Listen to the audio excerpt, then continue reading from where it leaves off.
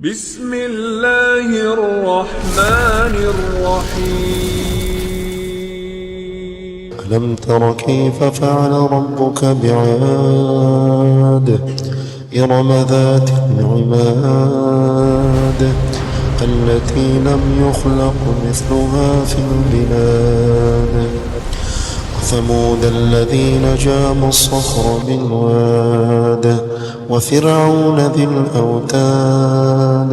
Allah Subhanahu wa taala berfirman, tidakkah engkau wahai Muhammad memperhatikan bagaimana Tuhanmu telah berbuat kepada kaum Ad.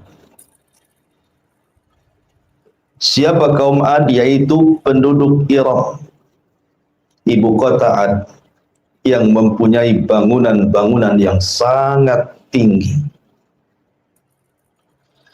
yang belum pernah dibangun satu kota manapun seperti negeri-negeri yang lainnya. Dan terhadap kaum Tsamud yang mereka memahat dan memotong batu-batu besar di lembah-lembah. Dan terhadap Fir'aun yang mempunyai pasak-pasak bangunan yang besar, yang berbuat sewenang-wenang dalam negeri, lalu mereka banyak berbuat kerusakan di negeri tersebut. Karena itulah Tuhanmu menimpakan cemeti adab kepada mereka. Sungguh Tuhanmu benar-benar mengawasi. Baik. Di dalam ayat yang kita tadi baca di sini ada 3 kisah menarik yang kita bisa ambil petik ibrah dan pelajaran. Yang pertama kisah kaum Tsamud, kaum Adul. Kemudian yang kedua kisah kaum Tsamud, dan yang ketiga kisah Fir'aun. Tiga-tiganya adalah para pembangkang para nabi dan rasul. Dan Allah jelaskan kesudahan mereka. Yang pertama kaum Ad, kemudian disusul dengan kaum Tsamud. Ulama mengatakan bahwa kaum Ad dan Tsamud itu sebelum kejadiannya Nabi Allah, lahirnya Nabi Allah Ibrahim alaihi salatu wassalam. Lah kaum Ad dan kaum Tsamud ini diutus kepada mereka Nabi Allah. Makanya orang-orang Arab sangat paham dengan kisah mereka. Apabila Nabi SAW memberikan peringatan kepada orang-orang musyrik Quraisy, maka Nabi SAW mengingatkan soal 2 kaum ini, kaum Ad dan kaum Tsamud, karena ini yang dihafal ceritanya oleh mereka. Adapun kaum-kaum yang lain dari para nabi Bani Israel, orang Arab tidak tahu. Karena Nabi SAW mengisyaratkan bahwa nabi-nabi Arab itu hanya ada 4 saja. Pertama, Nabi Hud diutus kepada kaum Ad yang kita akan ceritakan. Yang kedua, Nabi Allah Saleh alaihi salam diutus kepada kaum Tsamud atau Ad kedua. Yang ketiga, Nabi Allah Shu'aib yang diutus kepada Madian. Dan yang terakhir Nabi kita Muhammad sallallahu alaihi wasallam. Ma'asyiral muslimin yang dimuliakan Allah Subhanahu wa taala. Kaum Ad dan kaum Tsamud ini kedua kaum yang sama jenisnya. Artinya mereka diberikan banyak kenikmatan yang nanti saya akan sebutkan. Dan mereka kaum yang tidak pernah diciptakan sebelumnya. Memiliki badan-badan yang sangat besar, melebihi besarnya kaum Nuh sendiri. Padahal Nuh itu duluan. Baru setelah itu Nabi Allah Hud diutus kepada Ad dan Nabi Allah Saleh diutus kepada Tsamud. Tetapi fisik mereka melampaui fisiknya kaum. Makanya nanti Allah katakan fazadahum bastah. Fisik mereka itu besar-besar. Bahkan dalam kisah Israiliyat karena fisik mereka besar, sehingga kalau mereka menyerang sebuah kaum tidak perlu banyak-banyak kirim pasukan. Cukup 2-3 orang saja itu sudah bisa menghancurkan sebuah kabilah. Dilempari batu saja hancur tuh kabilah itu. Jadi tidak perlu banyak-banyak itu ya, satu kaum Ad menyerbu sebuah kabilah. Diutus saja 1-2 orang itu sudah hancur. Karena mereka diberikan kekuatan yang itu harusnya disyukuri, tetapi mereka kufur. Baik, bagaimana kisahnya? Kita urut. Ma'asyiral muslimin yang dimuliakan Allah Subhanahu wa taala. Ketika era Nabi Allah Nuh alaihi salatu wassalam, dan terjadi tufan yang merupakan azab kepada kaum Nabi Nuh karena mereka melakukan kesyirikan dan diutus Nuh, mereka tidak sadar. Dan mereka menyembah berhala-berhala yang ma'ruf menurut orang-orang Arab. Allah mengatakan la tadarunna waddan wala suwa'an wala yaghutsa wa yahuqa wa nasra. Jangan kalian tinggalkan Wad, Yaghus, Ya'uq, Suwa dan Nasr.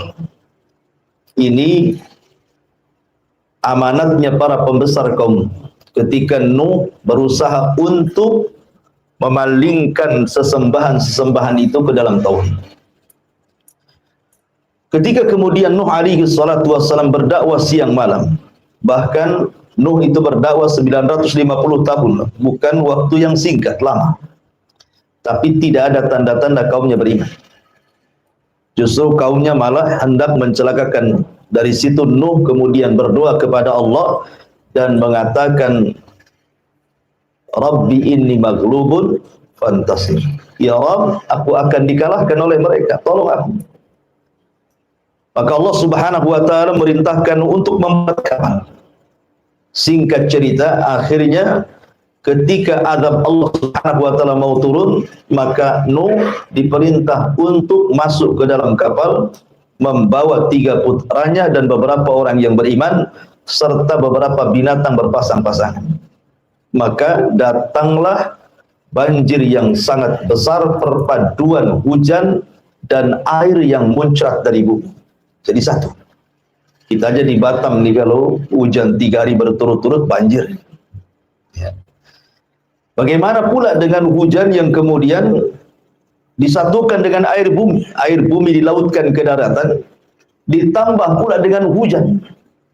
Tentu akan semakin besar banjirnya. Sampai itu digambarkan ketika Nuh alaihi salatu wassalam hendak menyelamatkan salah satu putranya namanya Yam, atau menurut ahli kitab disebut Kan'an. Apa kata Nuh? Irkam ma'ana. Wahai anakku, naiklah ke perahu.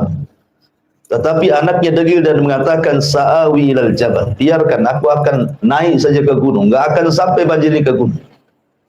Tetapi Nuh mengatakan tidak ada yang selamat hari ini, nak naik. Namanya Nuh, lihat anaknya walaupun kafir, masih ada namanya sifat bapak itu kasihan dengan anaknya. Masih pengen menyelamatkannya. Tetapi karena memang Yam atau Kan'an ini tidak mau juga, maka Allah mengatakan innahu laysa min ahlik. Tinggalkan Nuh, dia bukan keluargamu lagi. Maka Nuh meninggalkan Yam, akhirnya seluruh manusia tenggelam dan binasa karena Nuh berdoa kepada Allah, la tadhar 'alal ardi minal kafirina dayyara. Jangan kau tinggalkan satu jiwa kafir masih hidup di bumi. Itu doanya Nuh, menunjukkan apa? Tidak ada manusia yang hidup. Alasannya apa? Intadharhum, kalau engkau biarkan satu saja hidup dari mereka, maka mereka akan melahirkan orang-orang yang fajir, yang jahat-jahat. Intinya bahwa setelah banjir bandang ini, maka kemudian Nuh alaihi salam diselamatkan di sebuah bukit namanya Judi di Irak. Disitulah permulaan kehidupan manusia yang baru. Karena yang hidup hanya di perahu Nuh saja. Lah Nuh alaihi salatu wassalam itu ma'ruf memiliki 3 anak yang masih hidup dan 1 mati. Yang 1 kafir ya. Yang 3 namanya Syam, dan itu Abul Arab, seluruh orang-orang Arab turunan Syam. Ya. Kemudian ada Ham, dan itu bapaknya orang-orang Romawi. dan orang-orang yang berkulit hitam. Kemudian ada Yafis. Salah satunya keturunannya orang-orang Asia. Lah kata para ulama bahwa tidak ada manusia setelah tragedi banjir Nuh itu kecuali turunan 3 putra, Syam, Ham, dan Yafis. Karena Allah yang mengatakan wa ja'alna min dzurriyyatihi humul baqin, dan kami jadikan yang tersisa manusia itu hanya dari turunan Nuh, dari 3 putranya itu. Dari sini kata para ulama sejarah, Nuh itu disebut Abul Bashari Ats-Tsani, bapak manusia kedua setelah Adam. Karena tidak ada manusia di kolong langit yang hidup di zaman sekarang kecuali nasabnya pasti sampai kepada 3 putra Nuh ini. Kalau tidak Syam, ya Ham, kalau tidak Ham, ya Yafis. Dan 3-tiganya putra Nuh alaihi salatu wassalam. Makanya wajar kalau Nuh dikatakan bapak manusia kedua. Nah, ketika anak-anaknya Nuh ini sudah mulai menyebar ke beberapa tempat, dan mereka masih mentauhidkan Allah Subhanahu wa taala, dan mereka masih melihat bagaimana sisa-sisa kehancuran kaum Nuh alaihi salam, sehingga mereka masih takut dan masih mentauhidkan Allah Subhanahu wa taala. Tetapi berlalunya zaman, berlalunya waktu, akhirnya iblis datang kepada kaum yang mentauhidkan Allah dari turunan Nuh. Mulailah kemudian mereka kembali menjadi penyembah berhala. Dan yang pertama kali menyembah berhala adalah kaum Ad dari turunan Nuh alaihi salatu wassalam. Kaum Ad inilah kaum yang pertama kali menyembah berhala. Menurut Ibnu Ishaq, seorang pakar sejarah, bahwa kaum Ad itu menyembah 3 berhala.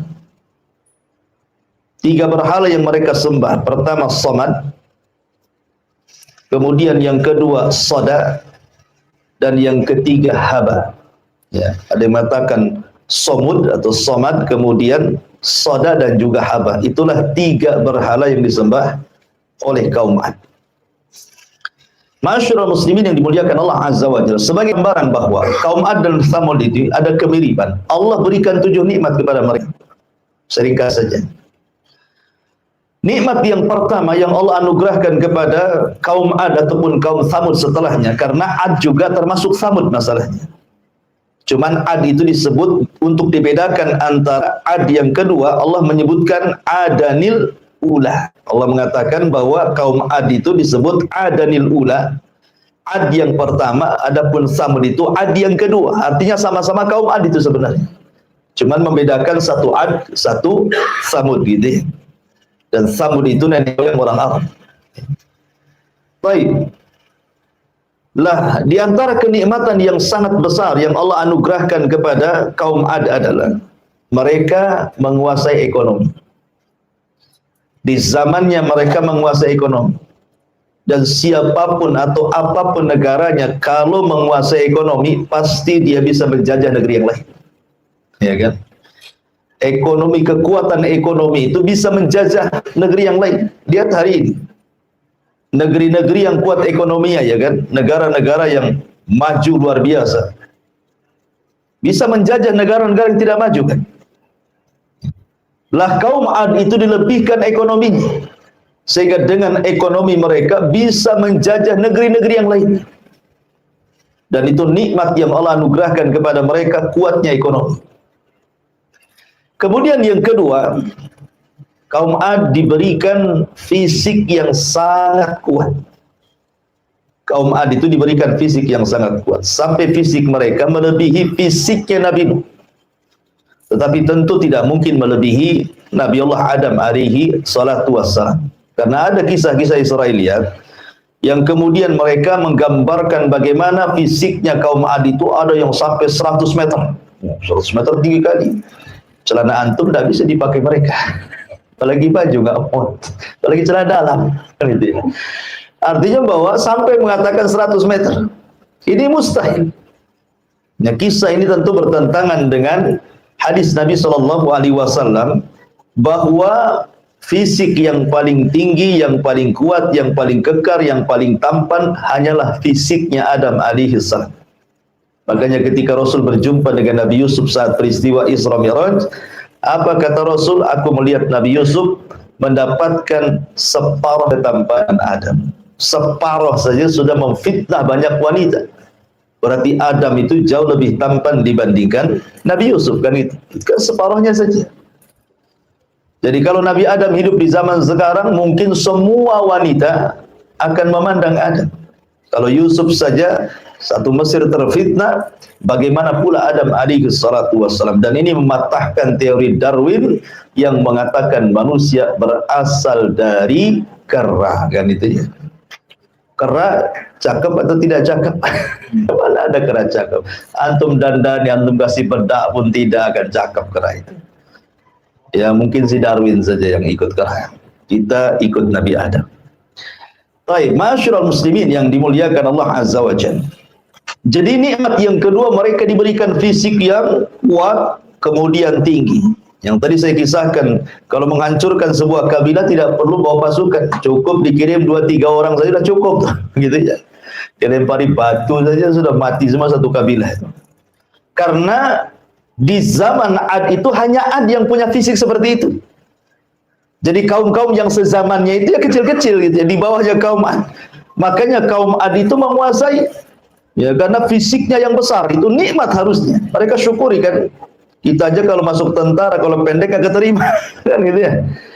Masuk tentara, masuk polisi itu diukur juga tuh tingginya tuh. Sehingga tinggi badan juga nikmat seharusnya. Ini yang kedua.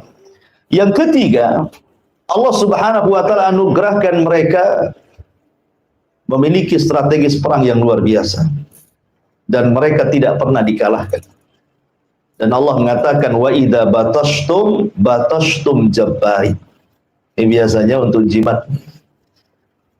Nah dulu pernah baca kitab Mujarabat tuh. Kalau hendak nonjok orang tuh, baca katanya ayat ini. Wa idza batashtum jabbarin. Apabila mereka hendak menyerang, mereka tidak punya belas kasihan. Ya.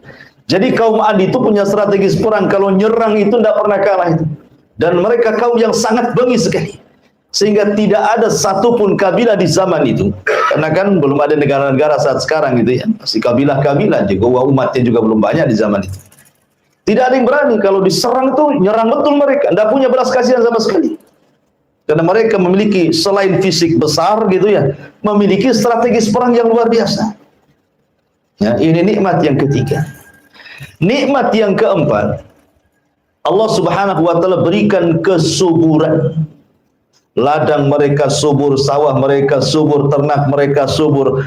Pokoknya Allah berikan luar biasa nikmat dari dalam perut bumi itu. Subur. Ya kan? Makanya ketika kita bicara tentang negeri Sabah itu Allah mengatakan baldatun thayyibatun wa rabbun ghafur. Baldatun thayyibah, negerinya baik. Kenapa negerinya baik? Karena di negeri Sabah itu kebun-kebunnya itu semua tumbuh semua buah-buahan, biji-bijian. Anehnya lagi tidak ada ulat, tidak ada semut, tidak ada serangga, tidak ada binatang. Gitu ya. Kalau kita masuk kebun tuh mikir-mikir takut ular. Kalau negeri Sabah tidak ada. Jangan lagi cerita ular, semut pun tidak ada, lalat pun tidak ada. Jadi masuk ke dalam kebun itu betul-betul menikmati. Jadi kalau ada seorang wanita masuk ke negeri Sabah, di atasnya ditaruh keranjang di atas kepalanya, tidak perlu dipetik, pulang itu sudah penuh tuh. Masuk kebun keluar penuh, sudah penuh dengan buah-buahan di atas kepalanya. Jadi negeri Ad juga sama, disuburkan gitu ya. Ya, ini juga nikmat seperti negeri kita ini kan negeri subur dibandingkan negeri-negeri yang lain. Coba antum umroh sana. Lihat tuh Saudi itu padang pasir itu kering kelontang, nggak jelas itu ya. Tetapi karena kecanggihan teknologi, waktu saya di Yaman, subhanallah padang pasir bisa disulap jadi sawah ditanami gandum. Gitu ya. Jadi setahun itu jadi padang pasir, terkadang hijau. Karena sudah kecanggihan teknologi di zaman sekarang itu. Ini nikmat yang keberapa? Nikmat yang keempat. Allah suburkan. Ya. Kemudian nikmat yang kelima. Nikmat yang kelima yang Allah berikan kepada kaum Ad ini. Mereka sanggup merubah tanah datar menjadi istana. Jadi mereka membuat, umpamanya ada tanah datar di padang pasir itu, diambil batu-batu dari gunung itu, kemudian mereka susun, mereka mampu membuat istana itu. Tanah datar jadi istana. Padahal di zaman itu teknologi belum secanggih sekarang kan gitu. Belum ada belko, alat berat. Tetapi bagaimana Allah Subhanahu wa taala berikan kekuatan mereka bisa menyulap tanah datar jadi istana. Bahkan yang nomor 6 yang luar biasa lagi, bukan hanya itu, bukit-bukit itu dipahat kemudian memiliki seni tingkat tinggi dan menjadi rumah-rumah singgah, bukan untuk ditempati, hanya untuk kebanggaan dan kesombongan saja. Jadi kalau mereka sudah jadi itu, mereka naik, kemudian ada orang lewat itu, maka diejeknya. Lihat rumahku jauh lebih indah dibandingkan rumahmu. Dia hanya untuk ejek-ejekan, hanya untuk kesombongan saja. Ya. Kemudian yang kelima, yang terakhir, bahwa kaum Ad oleh Allah Subhanahu wa taala, ini nikmat yang paling besar dari 6 nikmat itu, diutus kepada mereka seorang nabi. Ini tidak ada nikmat melebihi diutus seorang nabi. Ya. Siapa yang diutus? Nabi Allah Hud alaihi salatu wassalam. Hud diutus kepada kaum Ad. Masyaallah muslimin yang dimuliakan Allah Subhanahu wa taala, sedikit saya akan bacakan beberapa ayat Al-Qur'an tentang kisah kaum Ad. Di dalam surah Al-A'raf ayat 69. Surah Al-A'raf ayat 69. Allah mengatakan, awa ajibtum an ja'akum dzikrum min rabbikum ala rajulin minkum liyunzirakum. Dan herankah kalian bahwa ada peringatan yang datang dari Tuhan kalian melalui seorang laki-laki dari kalangan kalian sendiri untuk memberikan peringatan kepada kalian. Jadi Allah Subhanahu wa taala utus Hud kepada mereka. Kenapa kalian heran? Makanya dalam ayat yang lain Allah mengatakan, wa ila adin akhahum hudan, dan kepada kaum Ad Allah utus saudara mereka. Siapa? Nabi Allah Hud. Kenapa Allah bahasakan saudara? Karena Hud alaihi salatu wassalam itu hidup di tengah-tengah mereka. Jadi kaum Ad itu tahu siapa Hud, mulai dari oroknya sampai kemudian besarnya, sampai dewasanya, sampai diangkatnya jadi nabi, mereka tahu. Dan Allah sudah persiapkan gitu ya. Karena Allah Subhanahu wa taala kalau mengutus seorang nabi dan rasul itu dicomot dari kaumnya. Makanya Allah mengatakan dalam Al-Qur'an, bagaimana Allah Subhanahu wa taala berfirman tentang Nabi sallallahu alaihi wasallam, gimana, walaqad ja'akum rasulun min anfusikum azizun 'alaihi ma anittum harisun 'alaikum bil mu'minina raufur rahim. Dan sungguh Allah telah utus kepada kalian seorang rasul dari jenis kalian, dari jenis kalian manusia, dari daerah kalian sendiri.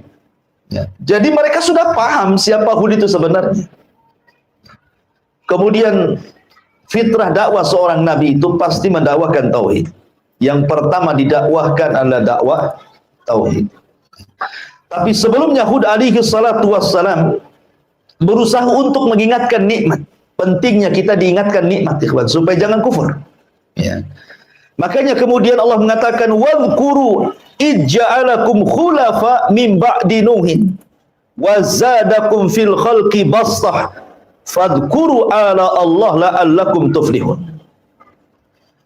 Kata Hud kepada kaum Ad, ingatlah ketika dia menjadikan kalian sebagai pengganti-pengganti kaum Nuh. Kalian ini pewaris kaum Nuh. Ya.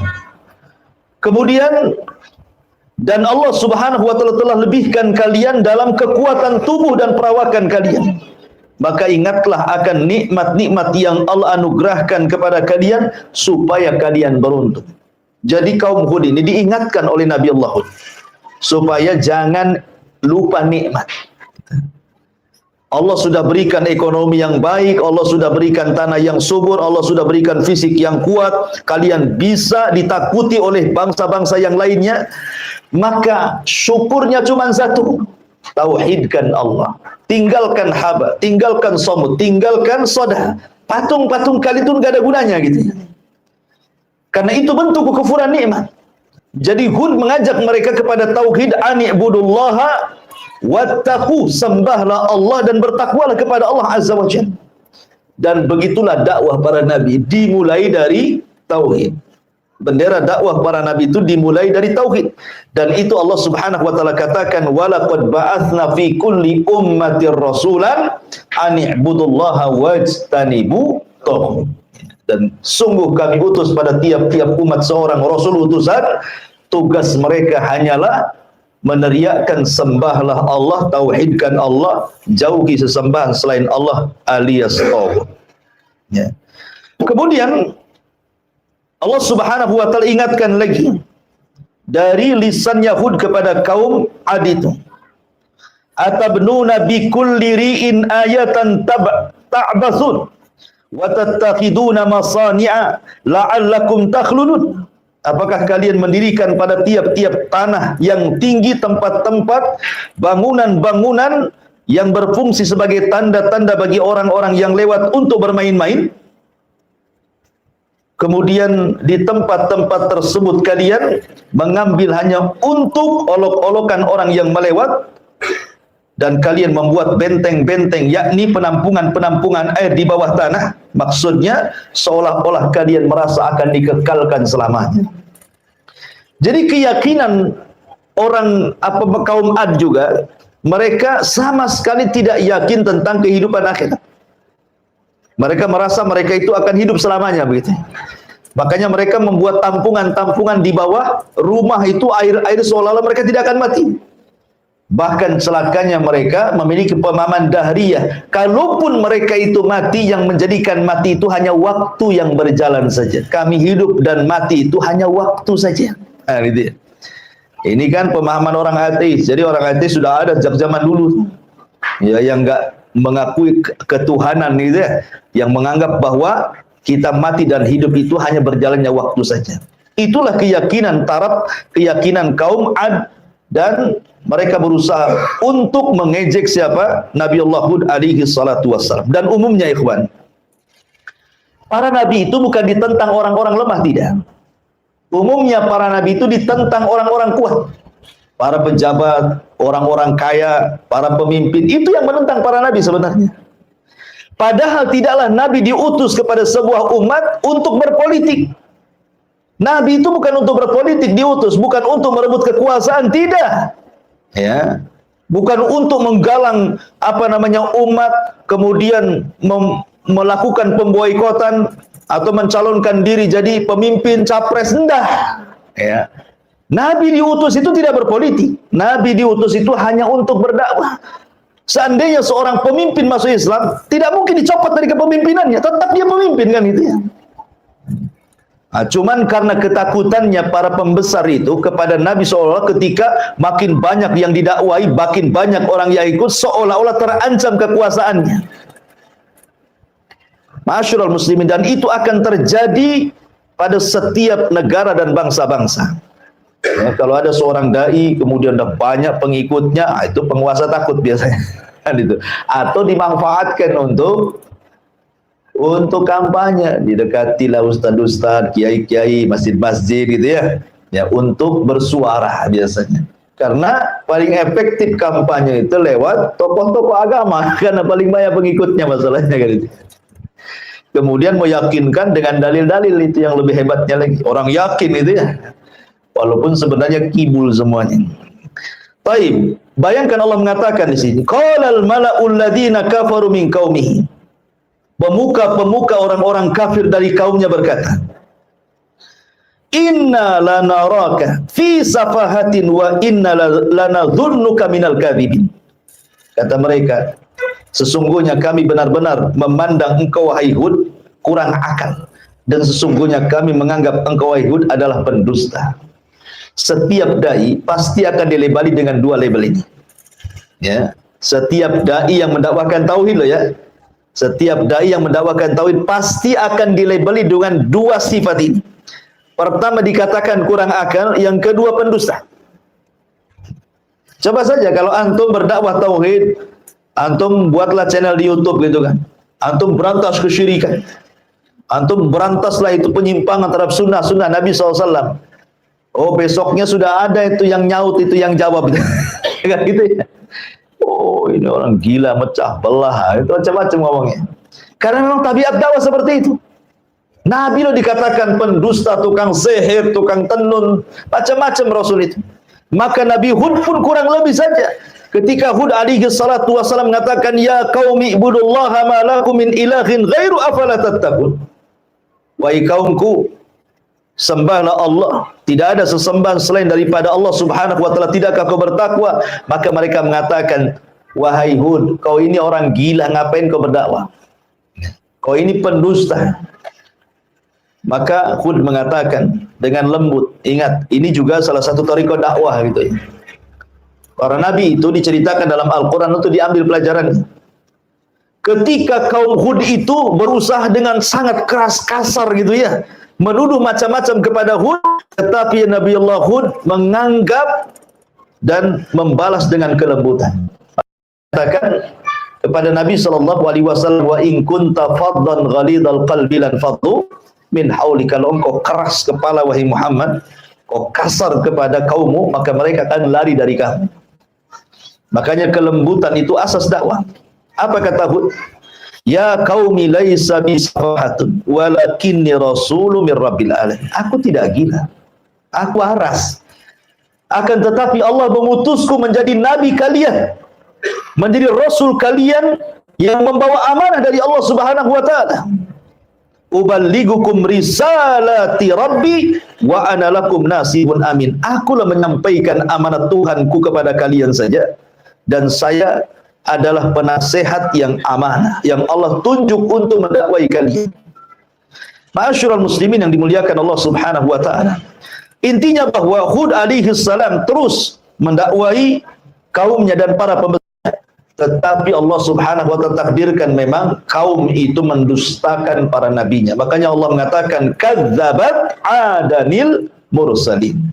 Kadzabat adun al-mursalin. Telah mendustakan kaum Ad para rasul. Ya. Makanya ketika kemudian mereka mungkin sudah capek gitu ya. Mungkin bahasa kitanya sudah bosan dengan ucapan-ucapan Hud ini. Kemudian mereka mengatakan, ya Hud, ma ji'tana bibayyinatin wa ma nahnu bitariki alihatina an qaulika wa ma nahnu laka bimu'minin. Mereka kaum Ad mengatakan, wahai Hud, engkau tidak mendatangkan satu bukti yang nyata kepada kami kalau engkau seorang nabi. Engkau hanya manusia biasa. Kami makan, kau makan. Kami jalan, kau berjalan. Kau ke pasar, kami juga ke pasar. Untuk apa kami ikuti orang yang sama dengan kami, gitu maksudnya. Mereka mengatakan, kaum Ad ini, wahai Hud, engkau ini tidak ada bukti kalau kau seorang nabi. Dan kami tidak akan meninggalkan atau tidak pernah meninggalkan Tuhan-Tuhan kami gara-gara ucapanmu. Dan kami selamanya tidak akan beriman. Kata kuncinya langsung mereka keluarkan. Tidak akan beriman. Kemudian mereka mengatakan, Inna qulu illa taraka ba'du alihatana bisu. Kami hanya mengatakan bahwa sebagian sembahan kami telah menimpakan penyakit gila kepada kalian. Boleh jadi engkau itu, wahai Hud, kewalat dengan sesembahan kami, katanya. Makanya sekarang kau jadi gila, katanya. Gitu maksudnya ya. Ya. Jadi ketika Hud kemudian berusaha memperingatkan umatnya, janganlah sembahlah patung-patung itu. Patung-patung itu tidak membawa manfaat, tidak memudaratkan, bahkan akan mengancam azab kepada kalian. Mereka mengatakan, lihat, jangan-jangan Hud gila itu gara-gara ditimpa oleh Tuhan-Tuhan kami. Kewalat dia dengan kami, itu bahasanya. Ya. Maka kemudian mereka mengatakan, lain ata'tum basyaram mislukum, lain ata'tum basyaram mislakum, innakum idzan la khasirun, aya'idukum annakum idza mittum wa kuntum turaban wa idzaman annakum mukhrajun. Dan sesungguhnya kalian menaati manusia seperti kalian, niscaya kalian akan benar-benar rugi. Apakah jika ia menjanjikan kepada kalian bahwa bila kalian telah mati dan telah menjadi tanah, kemudian telah menjadi tulang belulang, kalian sungguh akan dikeluarkan dari kuburan kalian. Hayhat, hayhat lima tu'adun. Jauh sekali kebenarannya, mustahil. Mereka sudah mulai menentang, mustahil. Karena kemudian mereka tidak mau beriman lagi, dan yang lebih parah lagi mereka nantang. Ya, nantangnya apa? Minta azab dari Allah Subhanahu wa taala. Coba. Tapi begini ya, mukjizatnya Nabi Hud itu luar biasa. Hud itu diberikan mukjizat oleh Allah. Apa mukjizatnya? Tawakal yang kuat. Hud itu diberikan oleh Allah mukjizat berupa tawakal. Jadi tawakal itu jadi mukjizat dia. Coba bayangkan. Kaum Ad itu kan besar-besar. Kemudian tentaranya kuat-kuat. Kalau menghancurkan kaum sebentar saja. Tapi mereka tidak bisa menyentuh Hud. Ya kan? Bahkan Hud alaihi salatu wassalam sampai kemudian mengatakan, min dunihi fakiduni jami'an la tungzirun, katanya. Kalau kalian tidak suka denganku, kata Hud, kumpulkan kaum Ad semuanya, serang aku sekarang, jangan ditunggu-tunggu waktunya. Lihat, nantang ke Hud ini kan. Kenapa dengan begitu percaya Hud mereka tidak bisa menyentuh dia? Karena Hud mengatakan, inni tawakkaltu Allah Rabbi wa Rabbukum ma min dabatin illa huwa akhidun binasiyatiha inna Rabbi ala sirati mustaqim. Sesungguhnya aku bertawakal kepada Allah Tuhanku dan Tuhan kalian. Tidak ada satupun makhluk bergerak yang bernyawa, melainkan dialah yang memegang ubun-ubunnya. Sungguh Tuhanku di jalan yang lurus lagi adil. Jadi Hud ini sangat berani. Coba bayangkan, kaum Ad itu kan banyak, besar-besar gitu ya. Hud menantang, kalau kalian tidak suka denganku, kalian kumpul semuanya. Serang aku sekarang. Seandainya antum diutus menjadi dai ke sebuah kampung. Kampung itu banyak dukunnya. Kemudian antum ngomong, kumpulkan dukun-dukun kalian, santet aku sekarang. Berani nggak antum ngomong gitu? Ini Hud begitu. Atau kumpulkan preman pasar kalian, ayo kumpul-kumpul semuanya. Gabungkan dengan desa sebelah tuh, ayo serang saya. Berani nggak tuh mau begitu kan? Saya yakin nggak akan berani. Ya, saya aja nggak berani, apalagi antum. Gitu. Ya, karena saya tidak punya mukjizat. Nabi Hud punya mukjizat, ya kan? Makanya dia berani yang mengatakan, fakiduni jami'an summa la tungzirun. Serang aku sekarang. Buat makar kalian. Sekarang juga, jangan ditunggu-tunggu katanya. Kan? Tetapi kaum Ad memang tidak bisa menyerang Hud alaihissalam. Menyentuh kulitnya pun tidak bisa.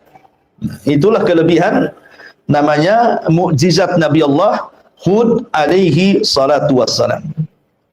Akhirnya kemudian mereka pun mengatakan kepada Hud alaihi salatu wassalam, sudah gini saja. Kami semua tidak akan beriman kepada Muhammad. Nggak akan beriman. Macam mana kau ngoceh pun kami tidak akan beriman. Ya. Kalau engkau seorang nabi, fa'tina bima ta'iduna in kuntum minas sadiqin. Buktikan. Katanya engkau selalu mengancam-ngancam kami, kalau tidak ikut kamu, kami akan diadab. Buktikan adabmu sekarang. Mana adab Allah? Timpakan sekarang kepada kami, katanya. Jadi mereka mulai menantang Allah. Bahaya kalau sudah menantang Allah. Kalau sudah menantang Allah, bahaya. Ketika mereka sudah ngomong seperti itu, apa yang terjadi? Akhirnya Allah kirim paceklik yang berkepanjangan.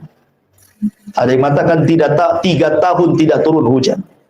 Sehingga tanah menjadi kering kelontang. Tidak ada yang tumbuh satu tumbuhan. Binatang-binatang pada mati. Manusia sudah mulai kelaparan. Nikmat Allah sudah mulai dicabut karena mereka kufur kepada Allah Azza wa Jalla. Kebiasaan kaum Ad. Kalau ada musibah, maka mereka akan mengutus 70 orang pilihan. Dari orang-orang berakal mereka kemana? Ke haram. Ya. Karena Ad itu posisinya di Ahqaf. Ahqaf itu gunung pasir, disebut Ahqaf namanya.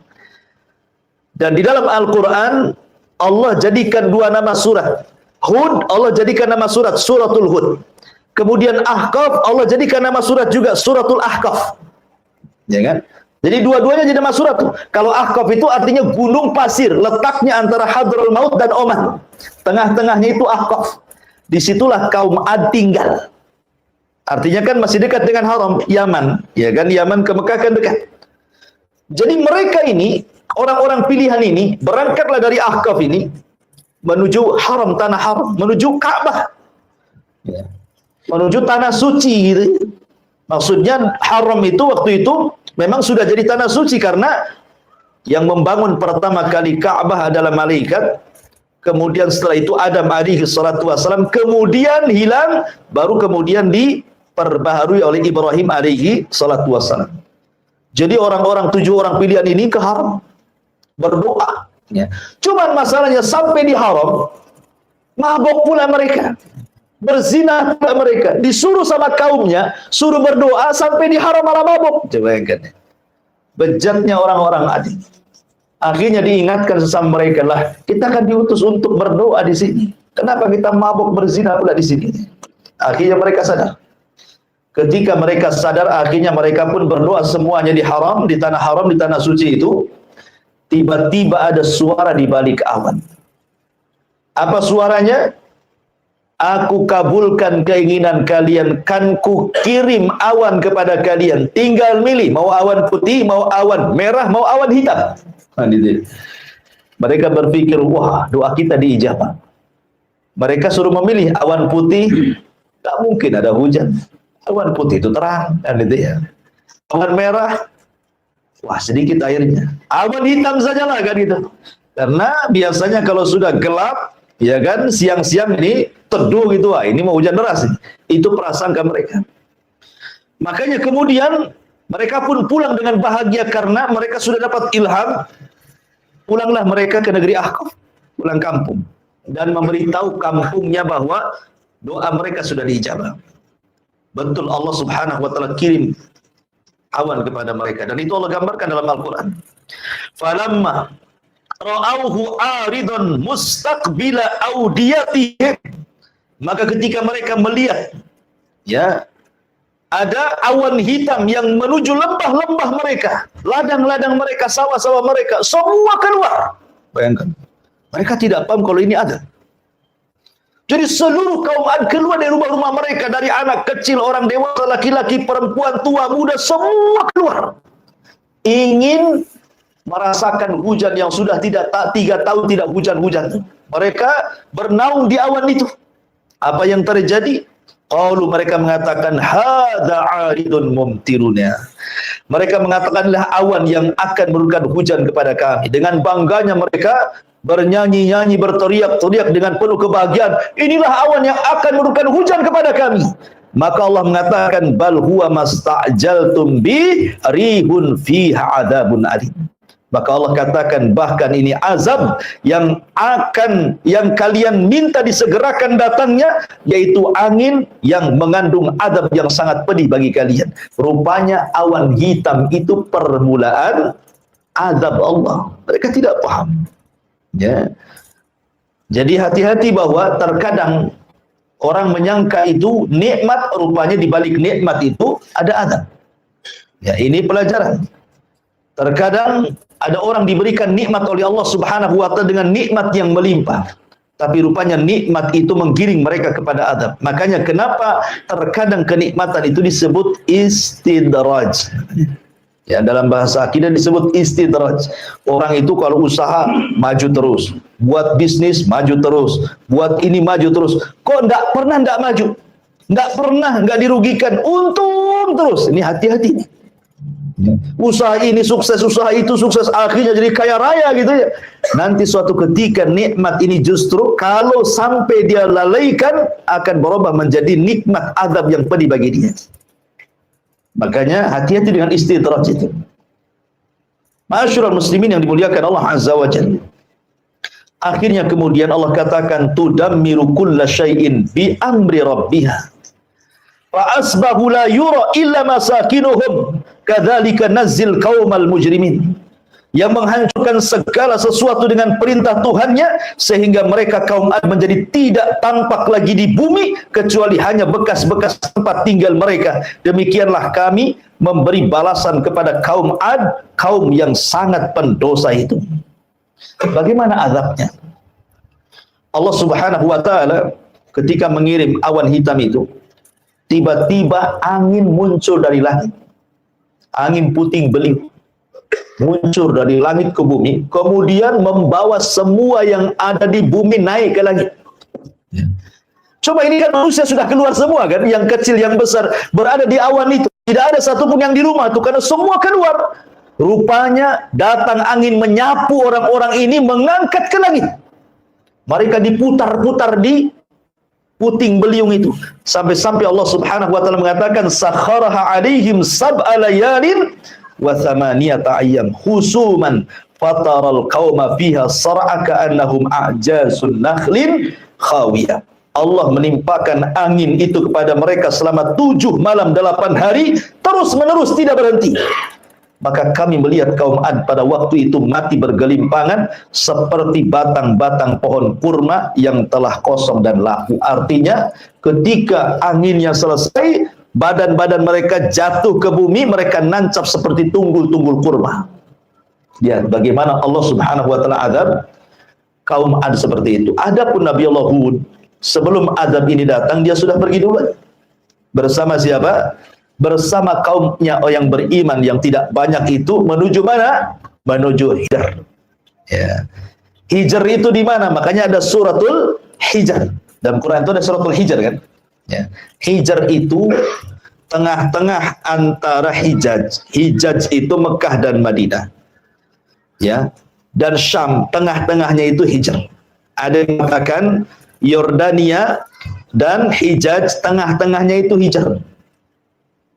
Disitulah kemudian Nabi Allah Hud alaihi salatu wassalam meninggal dunia, kemudian kaumnya terus mentauhidkan Allah Azza wa Jalla dan mereka masih terngiang-ngiang dengan azab kaum Ad, tetapi berlalunya waktu kembali mereka kufur yang disebut dengan kaum Tsamud.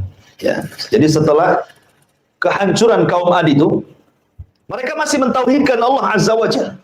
Tapi berlalunya waktu, berlalunya zaman, akhirnya kemudian terjadi kesyirikan lagi setelahnya, dan yang pertama kali melakukan kesyirikanlah kaum Tsamud, masih turunannya Ad. Kan itu ya. Mereka yang kemudian kufur pertama kali setelah kaum Ad. Menarik ya ikhwatul fillah yang dimuliakan Allah Azza wa Jalla. Kalau cerita tentang kaum Tsamud, karena di sini juga Allah mengatakan wa thamud alladzina jabu sahra bil wad. Sebenarnya nikmat yang 7 tadi yang Allah berikan kepada kaum Ad, Allah berikan juga kepada kaum Tsamud. Tidak perlu saya ulang. Ya. Tapi yang menariknya adalah kaum Tsamud ini. Kaum Tsamud ini Allah berikan seekor unta. Unta yang sangat besar yang menjadi mukjizat bagi mereka di tengah-tengah mereka. Unta itu cukup bisa diminum air susunya oleh banyak kabilah kaum Tsamud. Berarti menunjukkan unta itu besar, bukan unta kecil kan itu. Karena beberapa kabilah bisa minum dalam 1 hari dari susunya air unta itu. Ini nikmat yang luar biasa. Tinggal diambil saja susunya, selesai. Ya. Tetapi anehnya juga turunnya azab Allah Subhanahu wa taala kepada kaum Tsamud gara-gara unta juga. Ketika mereka menyembelih untanya Nabi Allah Saleh sebagai mukjizat, turun azab kepada mereka. Ya. Jadi unta yang membawakan nikmat, unta pula yang mendatangkan azab. Bagaimana kisahnya? Ma'asyiral muslimin yang dimuliakan Allah Subhanahu wa taala. Kaum Tsamud, kalau kaum Ad, Allah Subhanahu wa taala juga banyak menyebutkan dalam Al-Qur'an. Bahkan Nabi Allah Hud 7 kali diulang di dalam Al-Quranul Karim. Lah kaum Tsamud ini masih keturunan kaum Ad, makanya disebut Ad yang kedua. Kalau kaum Ad yang pertama disebut Adanil Ula. Ini Ad Atsani. Ya. Dan dua-duanya bangsa Arab. Ingat bahwa Arab itu terbagi menjadi 3. Ada yang disebut dengan Al-Arabu Al-Ba'idah. Ada yang disebut dengan Al-Arabu Al-Baqiyah. Ada yang disebut dengan Al-Arabu Al-Musta'rab namanya. Al-Arabul Ba'idah ini Arab yang sudah punah. Kaum Ad, kaum Tsamud sudah punah. Tidak ada lagi turunannya. Ya, hanya tinggal ceritanya. Kemudian yang kedua Al-Arabul Baqiyah. Arab yang masih ada. Ya, dan itu Salah satunya keturunan Qahtan, seperti Imam Malik rahimahullahu taala itu keturunan Qahtan. Kemudian yang ketiga ada namanya Al-Arabu Al-Musta'rab, bukan orang Arab tapi fasih berbahasa Arab, akhirnya dikatakan orang Arab karena kefasihan bahasa Arab. Dari sini ada kaidah, walaupun ada orang Arab di negeri kita, mancung, tidak diragukan lagi wajahnya wajah Arab, tapi tidak bisa bahasa Arab, malah medok bahasa Jawa, maka dia bukan Arab. Tapi kalaupun ada di negeri kita pesek belesek, tidak ada muka-muka Arab sedikit pun, tapi cepetang dia bahasa Arabnya luar biasa, gitu ya, melebihi orang Arab, maka dia Arab. Ini kaidah. Ya. Jadi jangan berbangga karena muka Arab ngaku hadis. Dites bahasa Arabnya tak tahu. Kasih kitab kuning tak bisa baca. Bukan tak bisa baca, tak bunyi. Ya kan? Masyarul muslimin yang dimuliakan Allah Azza. Ini kaidah karena ada Al-Arabul Musta'rab di sini kan. Ismail itu bukan orang Arab. Dia lahir di Palestina. Ya. Kemudian dibawa oleh Ibrahim dengan ibunya Hajar ke Arab. Berjumpa dengan suku Jurhum. Belajarlah Ismail dengan kabilah Jurhum. Akhirnya dia pula yang paling fasih bahasa Arabnya. Makanya Ismail disebut Al-Arabul Musta'rab. Dia bukan Arab tapi jadi Arab karena kefasihan bahasa Arab. Ya, maka nggak apa-apa antum tampang tak ada Arabnya, tapi bahasa Arabnya luar biasa, Arab antum. Gitu ya. Antum mancung walaupun kayak Petruk gitu ya. Tapi tak bunyi Arab, bukan Arab Indonesia antum. Gitu ya. Jadi itu kaidah seperti itu. Antum harus pahami. Baik. Lah, kaum Samud ini sama dengan kaum Ad. Ini Arabul Al-Baidah. Ini kisahnya sudah nggak ada turunannya, tetapi kan dikisahkan. Karena Rasulullah SAW konteks ayat ini ingin mengingatkan orang-orang Quraisy, jangan kufur kalian. Kalau kalian kufur, nanti kalian diazab seperti kaum Ad dan Thamud. Itu maksudnya. Ya. Makanya ketika Al-Walid ibn Mughirah datang kepada Nabi SAW, kononnya mau tawar-menawar dan mengatakan, ya Muhammad, sudahlah, tidak usahlah kau lanjutkan dakwah. Kau ini ingin apa? Kalau kau ingin harta, kami kumpulkan harta kami. Kami jadikan kau orang paling kaya di antara kami. Kalau kau ingin raja, kami jadikan kau raja kami. Kalau kau ingin perempuan yang cantik, kami carikan. Kalau kau gila, kami carikan tabibnya, dokternya. Tapi tolonglah. Ya sudah, sampai di sini. Kata Nabi SAW, ya Walid, sudah kau ngomong. Sekarang gantian. Maka Nabi SAW tidak membantah soal tawaran-tawaran tadi. Tapi Nabi membacakan ayat, fa'in a'radu, ya, fa'in a'radu, anzartukum bisa'iqatin mithla sa'iqati adi wa thamud. Kalau mereka orang-orang Quraisy itu berpaling dari dakwahku, ingat, mereka akan disambar halilintar seperti halilintar yang pernah membinasakan kaum Ad dan Thamud. Ketakutan itu Al-Walid. Karena tahu kisah mereka di benak-benak mereka kan. Dan mereka meyakini ini seorang nabi sebenarnya. Cuman karena hasad dan takaburnya saja tidak mau beriman. Akhirnya mengatakan hasbuka yang cukup, yang jangan diteruskan itu. Ketakutan dia. Akhirnya dia pulang menemui orang Quraisy, kata pembesar Quraisy, kata Abu Jahal, gimana hasilnya? Nampaknya kau pergi, beda pula mukamu kau kembali, katanya. Jangan-jangan kau sudah beriman. Itu. Artinya di sini Nabi SAW mengingatkan tentang kaum Ad dan Thamud kan. Artinya di otak-otak orang Arab itu sangat paham kisah-kisah ini. Makanya Rasulullah SAW tidak mengkisahkan Nabi-Nabi Bani Israel. Karena mereka tidak ada pengetahuan tentang itu. Makanya Rasul mengkisahkan tentang dua kaum yang mereka paham. Diutus kepada mereka Nabi dan Rasul, mereka membangkang, turun azab. Apakah kalian mau seperti itu? Nah, gitu maksudnya. Masyarul muslimin yang dimuliakan Allah Azza, kembali bahwa sebagaimana Nabiullah Saleh dan juga Nabiullah Hud dan seluruh para nabi mendakwai mereka ke dalam tauhid, kaum Thamud pun menentang Nabi Saleh.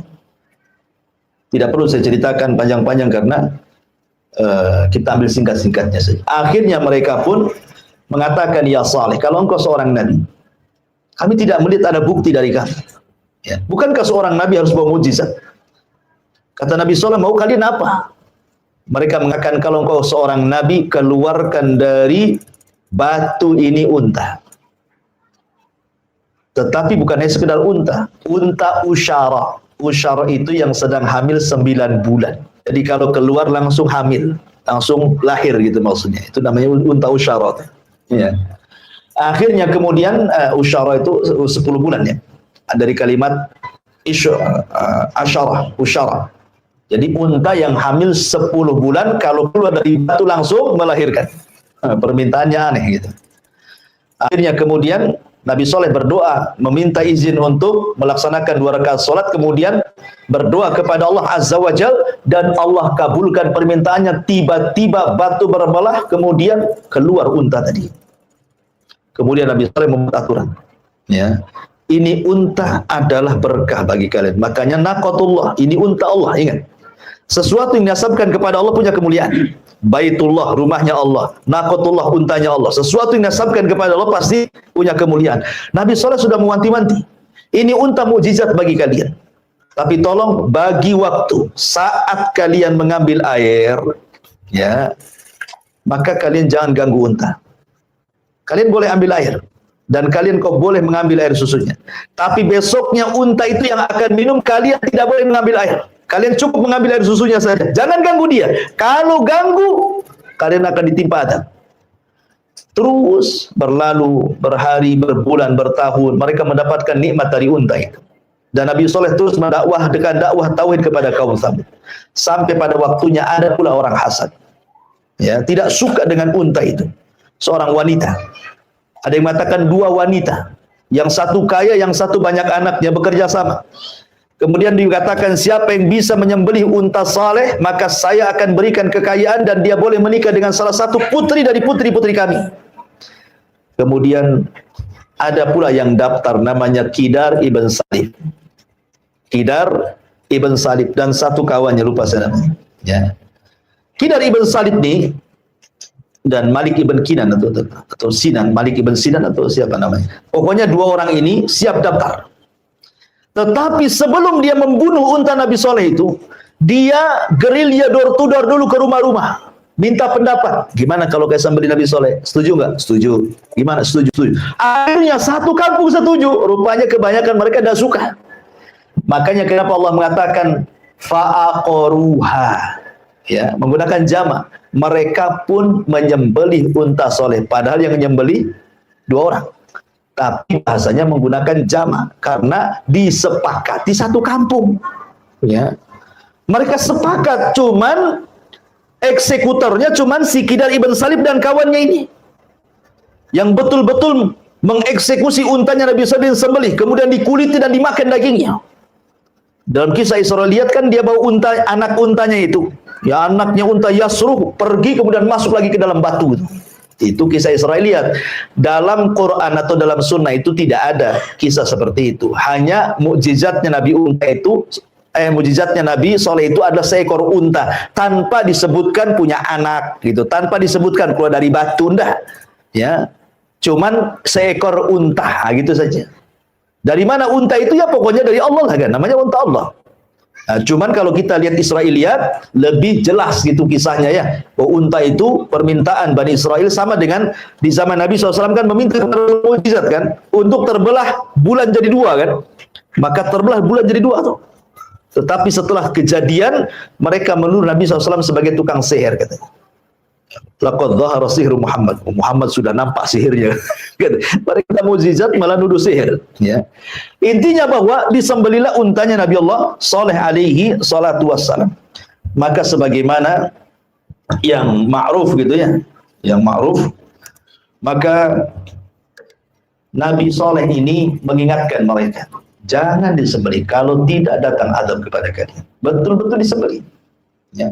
Maka datanglah azab kepada mereka. Apa adabnya? Ma'asyiral muslimin yang dimuliakan Allah Azza wa Jalla. Nabi Soleh mengatakan 3 hari akan datang azab kepada kalau kalian tidak bertobat. Rupanya 3 hari ini justru mereka merencanakan pembunuhan, bukan hanya telah membunuh unta, Nabi Soleh pun mau dibunuh dia. Maka di hari pertama wajah mereka tiba-tiba memerah. Hari kedua memutih. Hari ketiga kemudian menghitam. Hari keempat Jibril turun. Kemudian berteriak sekali teriakan, sehingga teriakan Jibril mengeluarkan setiap jiwa yang ada di raga manusia. Ruhnya melesat, semuanya mati. Sampai-sampai mereka tinggal jasad bergelimpangan di rumah-rumah mereka. Ini akibat daripada mereka tidak bersyukur akan nikmat Allah Subhanahu wa taala dan tidak menerima peringatan Nabi Allah Saleh. Makanya Allah mengatakan kadzabat Samud bin nuzur. Kaum Samud telah mendustakan para pemberi peringatan. Lah, kok menggunakan jama nuzur? Harusnya nadir. Ya. Kenapa Allah mengatakan kaum Samud telah mendustakan para pemberi peringatan? Kan yang memberi peringatan cuma satu, Nabi Saleh. Kenapa menggunakan jama di sini? Kata ulama tafsir, di sini hanya sekedar ingin mengatakan bahwa mendustakan satu nabi maka sama dengan mendustakan banyak nabi. Anda mendustakan satu Nabi Saleh berarti mendustakan semua nabi sebelumnya. Makanya menggunakan nuzur. Ya, pakai sama karena mendustakan satu nabi sama dengan mendustakan nabi-nabi yang lain. Faqalu abasyam minna wahidatan nattabi'uhu inna idzan la fi dhalal wa syu'ur. Mereka mengatakan, apakah kami harus mengikuti satu orang? Dia manusia sama seperti kami. Kalau begitu kami tersesat lah. Ngapain pula dia manusia, kami juga manusia. Ngapain harus ikut sesama manusia katanya. Ya. Maka teruslah mereka mendustakan seperti itu. Akhirnya sampai kemudian Allah mengatakan inna arsalna alaihim sayhatan wahidatan fakanu kahashimin al-muhtadir. Kami utus kepada mereka Jibril untuk berteriak satu kali teriakan, maka mereka menjadi jasad-jasad yang bergelimpangan di rumah-rumah mereka. Inilah kisah Samud. Kemudian yang terakhir, di sini Allah Subhanahu wa taala mengatakan menyinggung soal Firaun. Ya. Di sini Allah Subhanahu wa taala mengatakan di dalam surah Al-Fajr di sini tentang Firaun. Mana tadi? Sudah lewat pula.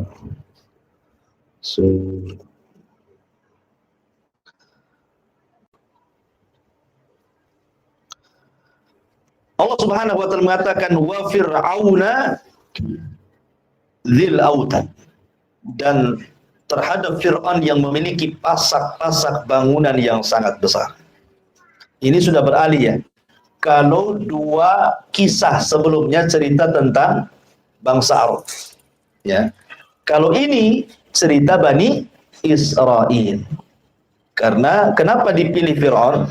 Karena Fir'aun ini musuhnya Nabi Musa. Kenapa Nabi Musa? Karena Musa itu nabi yang paling masyhur dari nabi-nabi Bani Israel. Dialah nabi yang pertama kali mendapatkan kitab termulia di zamannya, Taurat. Ya kan? Baru setelahnya Zabur, baru setelahnya Injil, baru setelahnya Al-Quran. Makanya dipilih kisah Nabi Musa. Ya, karena ini nabi yang paling masyhur, bahkan di dalam Al-Quran itu kisah Nabi Musa adalah kisah terlengkap. Ya, setelah Nabi Ibrahim, kemudian Nabi Yusuf, ada beberapa nabi itu yang lengkap, tapi Nabi Musa lebih lengkap lagi. Terbanyak dalam Al-Quran. Seolah-olah ada kait hubungan antara Islam dengan Bani Israel. Karena banyak sekali kisah yang disebut dalam Al-Quran, hampir setiap surah. Ya, itu ketemu kisahnya Fir'aun atau kisahnya Nabi Musa alaihi salatu wassalam. Wa fir'auna dzil autad. Maksudnya Fir'aun di sini siapa? Ada yang mengatakan bahwa Fir'aun yang ditemukan di Laut Merah itu, yang jasadnya hari ini dimumikan, kemudian ditaruh di Mesir dan menjadikan tempat rekreasi. Ya, antum kalau ke Mesir antum bisa datang ke tempat jasadnya Fir'aun, ya, di lab sana, dan antum bisa melihat bagaimana Fir'aun masih utuh karena dimumikan. Apakah Fir'aun yang kemudian dimumikan hari ini yang ada di Museum Mesir itu adalah Fir'aun yang dimaksud dalam surah Al-Fajr ini? Ataukah Fir'aun yang lainnya? Karena kita tahu bahwa Fir'aun itu bukan satu. Fir'aun itu kan istilah bagi Raja Mesir. Itu disebut Fir'aun. Kalau Kisra itu istilah Raja Persia. Kalau Kaisar itu istilah Raja Romawi. Kalau Tuba itu istilah Raja Yaman. Kalau Mesir itu diistilahkan dengan kalimat Fir'aun. Kalau Jawa itu diistilahkan Mengkubuwono. Kan ada istilah Raja Jawa, Mengkubuwono 1, Mengkubuwono 2 gitu ya. Jadi itu sebenarnya istilah-istilah raja. Ya. Lalu siapa Fir'aun di sini? Apakah betul Fir'aun yang dimumikan hari ini yang ada di Museum Mesir itu adalah Fir'aun yang masuk dalam surah Al-Fajr? Maka terjadi polemik panjang. Walaupun kebanyakan mengatakan iya, itulah Fir'aun yang dimaksud. Ya, maksudnya Ramsis Ats-Tsani. Ya. Namanya Ramsis kedua. Itulah yang ditemukan, yang kemudian jasadnya sekarang menjadi mumi dan ditonton, bisa dilihat. Katanya, sekali lagi kita tidak bisa menjazmkan masalahnya ya, tidak bisa memastikan. Tapi ada yang berpendapat seperti itu. Karena memang jasad Fir'aun memang dijaga untuk menjadi sebuah pelajaran bagi umat setelahnya termasuk kita. Di sini Allah mengatakan wa Fir'auna, maksudnya Fir'aun di sini Fir'aun di zaman Nabi Musa. Karena di zaman Nabi Yusuf juga Fir'aun. Tapi Fir'aun di zaman Nabi Yusuf kan beriman. Tetapi yang dimaksud Fir'aun apabila diistilahkan Fir'aun dalam Al-Quran berarti kisah Nabi Musa. Karena inilah yang banyak dikisahkan dalam Al-Quran, satu-satunya raja yang mengatakan ana rabbukumul a'la a'ilahun ghairi, aku adalah Tuhan yang paling tinggi, apakah ada Tuhan selainku, katanya ya. Dengan sebab dua kata-kata inilah makanya Fir'aun diazab 2 kali, di dunia ditenggelamkan dan di akhirat diazab dengan azab yang sangat pedih. Baik, bagaimana kisahnya? Di sini Allah mengatakan wa Fir'auna dzil autad, dan Fir'aun yang mempunyai pasak-pasak bangunan yang besar. Alladzina taghaw fil bilad, yang berbuat sewenang-wenang dalam negeri. Fa aktsaru fihal fasad, lalu mereka banyak berbuat kerusakan dalam negeri tersebut. Fa sabba alaihim rabbuka sautu adzab, karena itulah Tuhan menimpakan semeti azab kepada mereka. Inna rabbaka labil mirsad, sungguh Tuhanmu benar-benar menguasai mereka. Jadi Fir'aun itu membawa kerusakan karena begini. Diawali dari mimpi. Fir'aun itu mulai bejatnya itu diawali dari mimpi. Ya. Jadi dia bermimpi, dalam mimpinya dia melihat api. Api ini berasal dari perkampungan Bani Israel, kampungnya Nabi Yusuf yang sudah meninggal. Ini turunannya di situ. Ya. Jadi ada api dari Palestina menuju Mesir. Cuman perkampungan Nabi Yusuf, Bani Israel itu tidak terbakar. Satu Mesir terbakar. Jadi Fir'aun heran. Ini kan mimpi buruk gitu ya. Tapi sambil lalu saja. Ini mungkin hanya bunga-bunga tidur. Besoknya mimpi dengan mimpi yang sama. Besoknya mimpi dengan mimpi yang sama. Terpaksalah si Fir'aun ini mengumpulkan penasehat spiritual. Ini bahasa kitanya dukun lah ya. Ya keren kali penasehat spiritual itu. Atau ahli supranatural ini. Dikumpulkan tuh mbah-mbah dukun itu. Ya, kemudian disuruh mentakwil, meramal. Ada apa ramalannya? Kok aneh kali mimpinya? Ya. Akhirnya kemudian para penasihat spiritual ini menunjukkan bahwa setiap pemimpin pejabat itu ada tuh namanya penasihat spiritual tuh.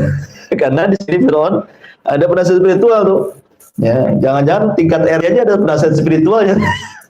Supaya kalau pemilihan dapat lagi gitu ya. Jadi akhirnya kemudian kata tukang sihir, ini pertanda kekuasaanmu akan tumbang oleh seorang bayi yang akan lahir dari perkampungan Nabi Yusuf itu, Bani Israel. Oh, ketakutan Fir'aun. Kalau begitu kita bantai saja bayi-bayi laki-laki. Akhirnya terjadi pembantaian setiap hari. Bahkan ada wanita hamil itu dilihat-lihat, ditunggu sampai melahirkan. Kalau lahir anak laki-laki bantai. Kalau lahir anak perempuan, biar dihidupkan. Nanti besok lagi ada anak laki-laki bantai. Anak perempuan, biarkan dia hidup. Yudzabbihuna abna'ahum wa yastahyuna nisa'ahum. Mereka membantai anak laki-laki dan membiarkan anak wanita. Dan begitu seterusnya setiap hari sampai berbulan-bulan, bertahun-tahun. Jadi akhirnya orang-orang yang berakal Mesir mengatakan, ya Fir'aun, kita tahu bahwa kemajuan Mesir itu di tangan Bani Israel. Walaupun mereka diperbudak oleh kaum Kipti, tetapi bagaimanapun kaum Kipti itu sangat berhajat kepada Bani Israel karena mereka yang paham soal ekonomi Mesir. Mereka yang paham soal bangun jalan, bangun bangun bangunan yang besar, yang megah, dan begitu seterusnya. Jadi Allah berikan sampai hari ini orang-orang Yahudi kan diberikan kecerdasan yang Allah tidak berikan kepada yang lainnya. Ya, tetapi kecerdasan Yahudi justru untuk menyesatkan orang. Tapi antum harus bedakan antara Bani Israel dengan Yahudi. Makanya jangan pernah negeri Israel dikatakan Israel, kita katakan Yahudi, negeri Yahudi. Karena Israel itu diambil dari Bani Israel dan itu nama suci, nama Nabi Yakub. Ya. Makanya untuk bedakan Bani Israel itu keturunan Yakub, kalau Yahudi itu agama. Bani Israel ini ada yang baik, ada yang jahat. Nabi Yusuf Bani Israel baik, dan nabi-nabi dari Bani Israel banyak. Tapi kalau Yahudi itu agama yang menyesatkan. Makanya kita setiap sholat berlindung dari orang Yahudi. Ghairil maghdubi alaihim waladhdallin. Ya, maghdub siapa? Maghdub itu Yahudi, maksudnya maghdub itu. Dhalin itu artinya Nasrani. Kita berlindung dari mereka. Hari-hari kita ngomong seperti itu dalam setiap sholat kita kan. Ya, ihdinas siratal mustaqim siratal ladzina an'amta alaihim ghairil maghdubi alaihim waladhdallin. Ya. Lah, ketika kemudian orang-orang yang berakal mengatakan janganlah seperti itu. Nanti kalau habis turunan mereka, bapak-bapak mereka mati, siapa yang akan melanjutkan pembangunan Mesir ini? Ya. Biarkanlah, buat kebijakan lain. 1 tahun bantai, 1 tahun jangan. 1 tahun bantai, 1 tahun jangan. Kayak Pasal Daud gitu ya. Jadi akhirnya kemudian sepakat Fir'aun, tahun ini pembunuhan bayi. Pokoknya kalau dalam tahun ini ada lahir anak laki-laki, bantai. Tahun depannya, walaupun lahir anak laki-laki, jangan dibantai. Biarkan dia hidup. Dibuat selang-seling seperti itu. Di hari atau di tahun ketidak ada pembantaian, lahir pula Nabi Allah Harun. Selamat dia. Ya kan? Tidak dibantai. Karena apa? Lahir di tahun tidak ada pembantaian. Ya. Di tahun ada pembantaian, lahir pula Musa, adiknya. Maka ibunya takut. Karena ketika itu suaminya sudah meninggal. Sehingga bagaimana harus merawat satu anak laki-laki, tidak ada laki-laki, tidak ada suami yang bisa membelanya. Akhirnya ibunya Musa ketakutan, makanya Allah ilhamkan kepada Ummi Musa an alqi, untuk dilempar bayi itu, letakkan di kotak. Maka diletakkan di kotak, dikasih tali, jadi waktunya nyusu ditarik, kasih susu, habis itu dibiarkan lagi. Allah takdirkan talinya putus, akhirnya mengapunglah di Sungai Nil. Kembali ke cerita istana Fir'aun. Fir'aun itu tidak punya anak laki-laki, semua anak perempuan. Satu anak perempuan yang kesayangan Fir'aun itu sakit-sakitan. Sudah berusaha ke dukun sana, dukun sini, tidak bisa mengobati. Ya namanya dukun. Dukun itu kalau tidak istilahnya pesulap, kalau tidak pendusta, cabul katanya. Kan gitu. Ya. Pak dukunnya bilang itu oknum gitu. Ya mungkin oknum begitu ya. Tapi yang jelas bahwa tidak ada yang bisa mengobati. Rupanya ada seorang peramal mengatakan anak ini akan sembuh kalau diusap oleh kotak yang pertama kali ngapung di Sungai Nil. Ceritanya begitu. Ini kisah Israiliyat. Akhirnya setiap harilah istri Fir'aun Asya bintu Muzahim itu memandang-mandang Sungai Nil. Ya, kapan ada kotak itu. Suatu hari nampak pula kotak itu. Yang di situ ada bayinya Musa.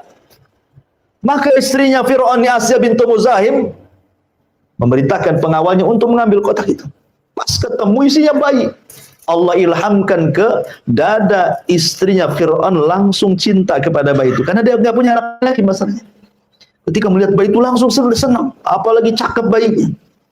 Ketika Fir'aun datang, hampir dibunuhnya bayi itu karena takut jangan-jangan ini anaknya Bani Israel nih. Ya, nampak muka-mukanya Bani Israel gitu ya. Akhirnya kemudian kata istrinya Fir'aun, jangan. Saya sudah suka dengan dia. Mudah-mudahan dia menjadi qurratu ainin li walak katanya. Mudah-mudahan bayi ini akan menjadi penyejuk mataku dan matamu. Kata Fir'aun, matamu saja, mataku tidak katanya. Ya, kalau Fir'aun mengatakan ya, tentu Fir'aun akan beriman. Ya kan? Tapi ketika Fir'aun mengatakan, itu penyejuk matamu saja, tidak mataku. Nah, dari situlah maka Musa itulah yang dimaksud yang kelak akan menumbangkan kekuasaannya. Ya. Akhirnya dibesarkanlah Musa di istana Fir'aun. ketika dia sudah menginjak dewasa, ya sudah hidup di istana Firaun, diberikan pendidikan macam-macam di situ kan. Jalan-jalanlah Musa ini ke ganggang kota Mesir. Rupanya pula dia melihat ada perkelahian anak muda dari Bani Israel dan anak muda dari kaumnya Firaun. Awalnya tidak tahu siapa yang salah, tapi diperhatikan nampaknya yang didolimi adalah anak muda dari Bani Israel. Ketika kemudian anak muda Bani Israel meminta pertolongan kepada Musa, Musa pun menolongnya. Ada yang mengatakan Musa itu tidak menyerang. Yang menyerang itu anak muda dari kaum Kipti. Musa hanya nangkis saja, tapi tangkisannya bisa membuat orang mati. Tapi ada juga mengatakan dia mukul, tapi tidak sengaja, bukan untuk membunuhnya. Hanya untuk membela anak muda yang dizalimi. Pukulannya membuat dia mati.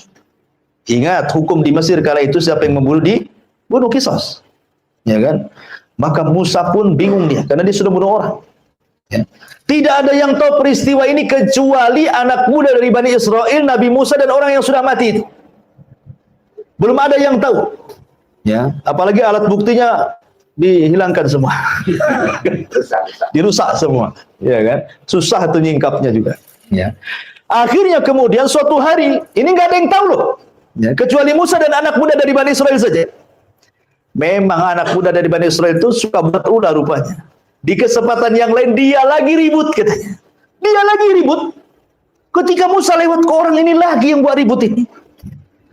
Akhirnya ketika anak Bani Israel ini melihat Nabi Musa ketakutan. Karena dia tahu sekali pukul mati. Gitu. Jangan-jangan dia dekat akan mukul saya.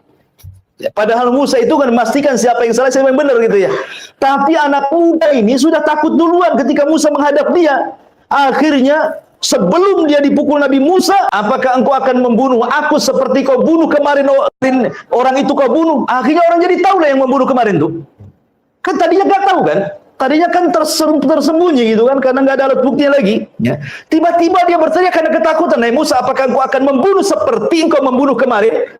Akhirnya orang tahu, oh yang mati kemarin tuh Musa yang bunuh katanya. Nah dari situ Musa mulai ketakutan, pergi lari dia. Ada orang yang bijak mengatakan, wahai Musa, kau harus meninggalkan Mesir. Kalau tidak kau ditangkap bukan mati. Maka dari situlah Musa memulai hijrah pertama pergi dari Mesir ke negeri Arab. Kemana? Ke Madian. Ya. Singkat cerita, sampai di Madian, dia ketemu dengan orang laki-laki yang soleh namanya Syuaib, bukan Nabi. Ya, cuma namanya sama Syuaib. Punya dua anak putri. Menikahlah Musa dengan salah satunya karena sudah berjasa mengambilkan air yang kemudian membantu mertuanya menggembala kambing sampai punya istri, punya anak banyak. Setelah 10 tahun Musa pun ingin kembali ke Mesir. Berangkatlah Musa ke Mesir. Di tengah jalan kemudian Musa alaihi salatu wassalam nyasar. Ini karena udah 10 tahun kan, mungkin lupa jalannya dia. Tengah malam, obor pun sudah padam, ya. Dia takut ada terjadi apa-apa dengan anak istrinya.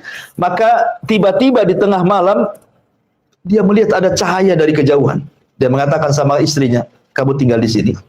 Saya akan ke sana. Boleh jadi saya akan mengambil satu api yang bisa kita melanjutkan perjalanan. Atau mungkin di sana ada orang yang bisa menunjukkan jalan ke Mesir. Akhirnya kemudian Nabi Musa pun meninggalkan keluarganya dan menghampiri api yang dilihat dari jarak jauh itu. Semakin dekat semakin besar. Semakin dekat semakin besar. Rupanya setelah dekat bukan api tapi cahaya. Ya, disangkanya api, setelah dekat cahaya. Rupanya cahaya itu seperti api berada di pohon zaitun. Dari sini menjadi khilaf para ulama. Ketika Allah Subhanahu wa taala berfirman dalam surah An-Nazi'at itu, ya, wa nadahu rabbuhu bil wadil muqaddasi tuwa. Ya, kan di sini kan muqaddasi tuwa, lembah yang disucikan di bukit Tuwa. Maksudnya Tuwa di sini apa? Ada yang mengatakan Bukit Saina. Maknanya, sebenarnya Musa sudah sampai Mesir. Karena Bukit Saina kan di Mesir. Ya. Artinya sudah dekat dengan Mesir. Ada juga yang mengatakan Bukit Tuwa di sini bukan Mesir. Maksudnya adalah Bukit Zaitun yang ada di Palestina. Karena bahasanya muqaddas, diberkahi. Ya. Negeri yang diberkahi maksudnya Palestina. Ya. Jadi ada yang mengatakan Musa masih di Palestina sebenarnya. Tapi ada penafsiran mengatakan sudah sampai Mesir karena ada yang mentafsirkan Bukit Tuwa itu artinya Bukit Saina. Ya, disitulah Musa pertama kali dinobatkan jadi nabi. Ketika dia sampai di api itu, cahaya itu, tiba-tiba ada suara. Suara itu aneh. terdengar dari atas, dari bawah, dari samping kiri, dari samping kanan, dari depan, dari belakang. Bingung Musa ini. Dan mengatakan, innani ana rabbuk. Akhla na'alaika. Ya. Sesungguhnya saya Rabbu, wahai Musa. Lepaskan sandalmu. Ini negeri yang diberkahi. Ahli tafsir mengatakan, kenapa Musa disuruh melepas sandal? Karena sandal itu terbuat dari kulit keledai yang disamak, yang najis. Sementara negeri yang suci jangan diinjak dengan najis. Sama lah, antum masuk masjid pun sama kan? Nggak boleh antum bawa najis. Bahkan Nabi SAW pernah sholat bersama para sahabat, tiba-tiba sandalnya dibuka, sahabat-sahabat pula ikut buka sandal. Habis sholat Rasul mengatakan, kenapa kalian ikut-ikut lepas sandal? Kata sahabat, kami melihat anda lepas sandal. Ya kami juga lepas katanya. Boleh jadi ada turun wahyu kepadamu, kata Rasul. Bukan, tadi waktu sholat Jibril datang memberitahu sandalku ada najisnya, makanya aku lepas. Apa di sandal-sandal kalian ada najis katanya. Artinya bahwa masuk masjid saja, karena masjid disucikan, tidak boleh kita bawa najis gitu ya. Maka begitu juga Musa untuk dilepas. Kemudian Allah Subhanahu wa taala berdialog dengan Musa, di sinilah disematkan kalimat kalimu Rahman. Musa itu nabi yang diajak berdialog dengan Allah tanpa perantara. Maka sejak itu disematkan kalimat kalimu Rahman. Ya.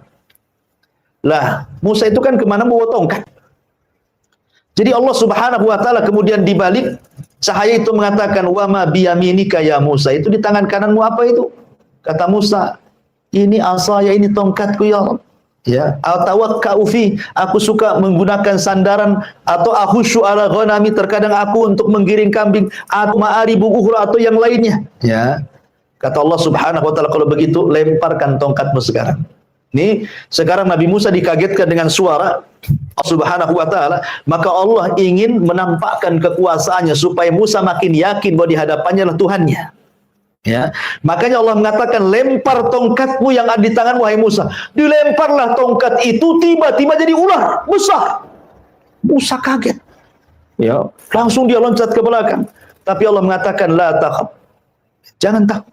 Khudha wa la takhaf. Sekarang kau ambil lagi ular itu. Bingunglah Nabi Musa, ini ngambil ular besar nih. Ya. Pegang buntut, matuk kepala, pegang kepala makin matuk kan itu. Mana pula ini ngambil kan? Tetapi Allah mengatakan, khudha wa la takhaf, sanu'iduha siratahal ula, katanya. Ambil. Dan nanti kejadian seperti ini akan terulang lagi nanti. Ya. Akhirnya diambil ekornya, tiba-tiba jadi tongkat lagi. Yang lebih mengherankan Nabi Musa, karena kan Nabi Musa sedang mencari perapian untuk jalan di tengah malam kan. Kata Allah Subhanahu wa taala, masukkan nih ya tanganmu ke tengah-tengah bajumu, masukkan di sini. Nah, kemudian keluarkan. Maka Musa dimasukkan bajunya, kemudian dikeluarkan, tiba-tiba bercahaya. Ya. Apa ini? Nanti ya. Tiba-tiba bercahaya, Musa makin heran lagi kan? Berarti yakin bahwa yang di hadapannya berdialog adalah Allah Subhanahu wa taala. Maka setelah Allah berikan dua mukjizat besar berupa tongkat menjadi ular dan tangan bercahaya, maka Allah katakan kepada Musa, idhab ila fir'aun innahu tagha. Nanti kalau kau sampai di Mesir, pergi kau ke si Fir'aun. Dia raja yang zalim. Dakwai mereka, dakwai dia, ajak dia kepada tauhid. Ya. Akhirnya kemudian Musa pun sudah resmi jadi nabi nih.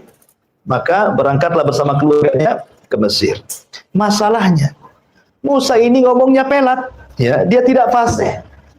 Ya, bahasa Arab kan beda dengan bahasa kita. Kalau bahasa kita orang cadel pun masih biasa saja lah kan. Pandai banyak pejabat cadel itu ya, masih bisa dipahami.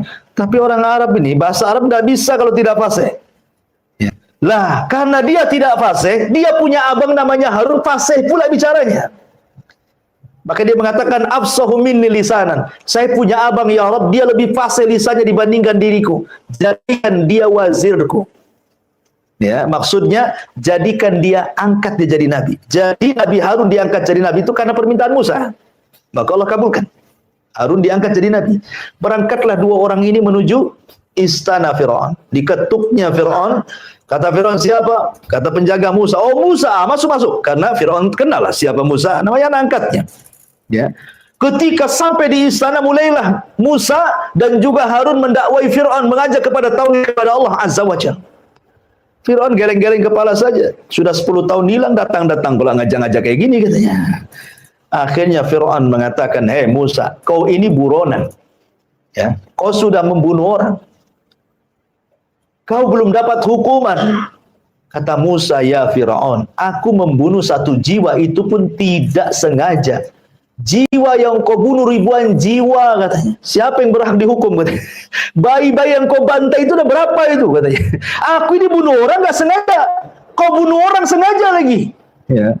Akhirnya bantah-bantahan di situ. Terakhir Fir'aun mengatakan, "Hei Musa, kalau kau nabi itu bawa mukjizat. Sebutkan mukjizat. Seperti apa mukjizatmu?" Disinilah Allah Subhanahu wa taala mengatakan, "Sanu'iduha siratahal ula." Ketika Musa berada di Bukit Tua itu, kisah ini akan terulang. Inilah pengulangan kedua kalinya. Maka Allah mengatakan, "Lemparkan tongkatmu di hadapan Fir'aun." Keluarlah tongkat itu, dilempar jadi ular. Subhanallah, Fir'aun ketakutan. Bagaimana mungkin seorang yang mengatakan ana rabbukumul a'la, saya Tuhan yang paling tinggi, takut sama ular? Mana logikanya? Kan dia Tuhan kan gitu ya. Harusnya dia yang menciptakan ular. Dia takut sama ular. Masa Tuhan takut sama ular? Berarti dia bukan Tuhan. Lebih takut lagi ketika Musa memasukkan tangannya tiba-tiba bercahaya. Akhirnya Fir'aun mengatakan, "Oh, Musa 10 tahun belajar sihir rupanya," katanya. Dia bilang, Nabi Musa sihir, penyihir. Ya kan? Jangan-jangan Musa ini penyihir. Akhirnya Fir'aun karena tidak bisa membantah, ya, dia sudah tahu Musa di atas kebenaran. Tetapi yang namanya pemimpin kadang-kadang kibarnya itu sombongnya luar biasa. Dia mengatakan gini saja, "Musa, bagaimana kalau kau tanding dengan tukang-tukang sihirku, tapi nanti di saat perayaan kerajaan, mungkin kalau sekarang pas Agustusan kan itu lagi rame-ramenya tuh. Ya, nanti setiap tahun kami di Mesir membuat perayaan, semua manusia akan datang. Disitulah kau duel dengan tukang sihir kami." Akhirnya Fir'aun pun selama menunggu perayaan itu, maka saya di semua daerah-daerah semesir, siapa tukang sihir yang mau mendaftar, datanglah. Akan terjadi pertunjukan melawan Musa. Maka dari daerah-daerah datang tuh tukang-tukang sihir itu. Ya, datang dukun-dukun dari mana-mana. Mereka hendak demonstrasi kan itu. Sampai Imam Ibnu Katsir mengatakan jumlahnya 70.000 orang yang daftar itu. 70.000 orang. Kalau Indonesia, Asosiasi Dukun Indonesia berapa jumlahnya? 1.000. Ya, itu yang terdaftar tuh. Yang tidak terdaftar belum tahu berapa kan, karena tiap daerah kan ada dukunnya masalahnya. Ya, ini 70.000, lebih banyak lagi. Ya. Akhirnya Musa alaihi salatu wassalam mengiyahkan tantangan itu, tetapi Musa syaratnya satu. Dia tahu kelemahan tukang sihir malam hari. Dia minta di waktu duha. Makanya dalam Islam sendiri kita sudah berlindung di malam hari karena kekuatan setan itu menguat di malam hari. Akhirnya tertiga di waktu duha, sudah kumpul manusia banyak karena itu hari perayaan kerajaan masalahnya. Kan dari mana-mana datang, penontonnya banyak. Ya. Jadi kalau pakai karcis itu banyak untungnya tuh. Akhirnya kemudian duellah di situ Musa dengan tukang sihir Fir'aun. Endingnya kalahlah tukang sihir Fir'aun. Karena mereka menggunakan sihrut takhil, sihir hayalan. Ada yang mengatakan dalam kisah Israeliat itu, jadi tambang-tambang yang dipotong-potong itu, mereka kemudian ditaburi dengan zat merkuri supaya nampak bergerak-gerak. Ya. Kemudian dimantra-mantrai supaya dihayalkan itu ular. Jadi tambangnya nampak bergerak-gerak kan, dihayalkan kan, ini sihir takhil namanya. Bahasa kerennya hipnotis. Ya. Jadi Musa ketakutan lah, wajar manusiawi dia ketakutan kan. Kok ular sebanyak itu kan 70.000 tukang sihir melempar, kan takut lah, wajar takut dia. Tetapi Allah mengatakan la khatakaf, jangan takut wahai Musa, lemparkan tongkatmu. Tiba-tiba ketika Musa melempar tongkatnya, kata ahli tafsir, jadi ular besar. Ular ini aneh, kadang mengecil, kadang membesar. Kesit ke sana kemari, memakan semua ular-ular tukang-tukang sihir itu. Ini tukang sihir komat kamit. Ya. Berusaha untuk memantra-mantrai. Disangkanya Musa itu menggunakan sihir seperti yang mereka gunakan, sihir takhil. Ya, disangkanya mereka kalau berkomat-komat itu yang dilihat tongkat bukan ular. Tapi tidak bisa juga. Mereka sudah mengambil mambang tanah, mambang air, mambang segala semuanya. Tetap saja kok jadi ular ini, tak ada tongkat-tongkat gitu ya. Ini kekuatan yang luar biasa. Ini bukan sihir, ini maha dahsyat ini. Dari situlah akhirnya 70.000 tukang sihir sujud, tobat, beriman kepada Allah Azza wa Jalla. Fir'aun emosi lah. Kan Fir'aun sudah menyediakan, sebelum tukang dukun datang kan tukang dukun sudah mengatakan, apakah kami dapat upah wahai Fir'aun? Ala na'ajrun, apakah kami dapat upah kalau kami mengalahkan Musa? Kata Fir'aun, siap, kami sediakan upah, bahkan engkau akan menjadi orang terdekat bagi kami, kata Fir'aun. Jadi Fir'aun itu sudah menyediakan segalanya. Tahu-tahu mereka membela. Apa enggak emosi si Fir'aun ini? Makanya Fir'aun mengatakan, amantum qabla an adana lakum. Berani-beraninya kalian beriman sebelum aku izinkan, katanya. Iman saja harus izin sama Fir'aun. Ya, jangan semata-mata. Akhirnya mereka pun semua tidak ada yang murtad. Mereka diikat kemudian dibunuh dukun-dukun ini. Kemudian Abdullah bin Abbas radhiyallahu anhu mengatakan, lihat dukun-dukun itu. Di pagi hari mereka dukun yang jahat, di sore hari mereka para syuhada yang baik, katanya. Mereka masuk surga. Dibantai oleh Fir'aun. Lah sejak peristiwa ini Fir'aun sudah tidak berani mengganggu Nabi Musa. Ada yang mengatakan Musa akhirnya tinggal di kampung Bani Israel selama 40 tahun. Ada yang mengatakan 20 tahun. Wallahu a'lam. Yang jelas bahwa sudah Fir'aun tidak ganggu lagi. Jadi Musa ini fokus berdakwah kepada Bani Israel selama 40 tahun itu. Lah selama 40 tahun inilah Allah Subhanahu wa taala berikan mukjizat, berbagai macam mukjizat, tapi tidak beriman juga tuh orang-orang Mesir itu.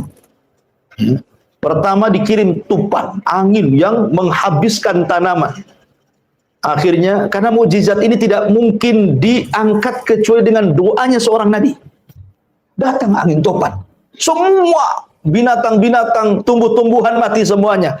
Mereka datang kepada Nabi Musa, ya Musa, berdoalah kepada Allah supaya topan dihentikan. Berhentilah topan. Akhirnya sekian tahun berikutnya tidak juga beriman. Dikirimlah kodok di mana-mana. Ya, kalau kodok itu yang dewasa, kalau yang kecil namanya cebong. Ya. Jadi kodok di mana-mana. Ya. Makan dengan kodok. Bayangkan ya, di piring ada kodok, gitu ya. Lagi masak, tengok di kuali ada kodok. Semua kodok. Di mana-mana kodok. Ya. Nggak nyaman hidup sama kodok itu. Antum loh ndak melihara kodok, tenggenang di samping rumah, tiba-tiba kakok, itu kan udah gerah itu. Gimana caranya? Apalagi kodok di mana-mana gitu ya. Kodok 2 ekor di samping rumah itu sudah ganggu gitu tidur kita. Ini kodok sak rumah, di mana-mana ada kodok. Mereka datang dan Musa, tolonglah kodok-kodok ini dihilangkan. Berdoa lagi, hilanglah kodok-kodok itu. Sekian tahun lagi tetap kufur juga. Akhirnya dikirim kepada mereka kutub. Ya, mungkin bahasa kitanya tumbila, tahu tumbila. Kalau di Jawa Barat itu, kalau di kasur-kasur Tempo dulu, itu di ujung-ujung kasur itu namanya tumbila. Tinding itu apa tuh? Kalau antum tidur nanti makan darah antum tuh. Ya, tapi tidak tahu sekarang kok bisa punah pula, kemana perginya tumbila tuh? Tak ada pula itu, kisah-kisah orang dulu saja. Saya masih ngalami tuh, masih ada tumbila kan? Masih ada ya? Di pesantren-pesantren biasanya. Di kampung masih ada ya. Ya dikirim tumbila coba di mana-mana tuh. Berarti siksa orang makan darah tuh. Ya. Jadi luar biasa. Akhirnya mereka datang ke Nabi Musa, berdoalah, hilangkanlah tumbila ini katanya. Akhirnya hilang tumbila, sekian tahun kufur lagi. Didatangkan kemudian jarad. Jarad itu apa? Belalang. Di mana-mana ada belalang. Itu kan belalang kan hama sawah tuh. Ya. Akhirnya berdoa lagi, minta kepada Musa, diangkat belalang. Akhirnya kufur lagi, kemudian dikirimlah darah. Ada yang mengatakan darah itu keluar dari badannya. Ada yang mengatakan air itu semua jadi darah. Sumur jadi darah, sungai jadi darah, lautan jadi darah. Pokoknya akhirnya Musa berdoa lagi, diangkat lagi, dan begitu seterusnya. Ya. Sampai Musa melihat geleng-geleng kepala, tidak bisa. Orang Mesir nggak bisa beriman. Musa harus membawa Bani Israel ke negeri yang jauh lebih baik lagi, supaya mereka bisa beriman. Kemana? Ke Palestina. Dari situlah Musa hendak hijrah. Kedengaran Fir'aun, oh enggak bisa. Kalian, Musa membawa Bani Israel supaya Mesir bangkrut dengan tidak adanya orang-orang Bani Israel, tidak bisa. Siapa yang ikut Musa, kubunuh. Maka akhirnya Musa pada waktu yang ditentukan membawa Bani Israel sebanyak-banyaknya untuk mengarah ke Palestina. Fir'aun ketahuan, maka Fir'aun menyiapkan pasukan besar, kemudian menyusul Musa dan Bani Israel. Disinilah terjadi peristiwa mukjizat tongkat yang ketiga. Karena di hadapannya lautan, di belakang pula tentara Fir'aun. Bani Israel ketakutan, wa inna lamudrakuna Musa. Kami sudah dilihat oleh tentara Fir'aun, mau kemana kita? Depan kita lautan. Musa dengan yakinnya mengatakan, innama iya rabbi sayahdin, tenang, kebersamaan Allah, Allah pasti ngasih petunjuk. Jibril turun, kemudian meminta kepada Musa untuk memukulkan tongkat di lautan, tiba-tiba menjadi 12 jalan. Kenapa 12 jalan? Karena 12 kabilah Bani Israel itu. Maka ketika sudah sampai di seberang sana, Fir'aun menyusul, Allah katakan fa'aghraqnahum wa junudahum. Maka kami tenggelamkan si Fir'aun, fa'aghraqnahu wa junudahu, dan tentara-tentaranya. Kenapa? Karena Fir'aun pernah mengatakan sesungguhnya seluruh air di Mesir itu di bawah telapak kakiku. Sekarang Allah adab dengan ditenggelamkan di air. Karena dia sombong dengan air. Semua air di Mesir ini di bawah kakiku. Sekarang tahu. Ya, itulah air yang kau sombongkan, kau tenggelamkan di bawah air ya. Begitulah Allah Subhanahu wa taala mengkisahkan tentang kisah Fir'aun.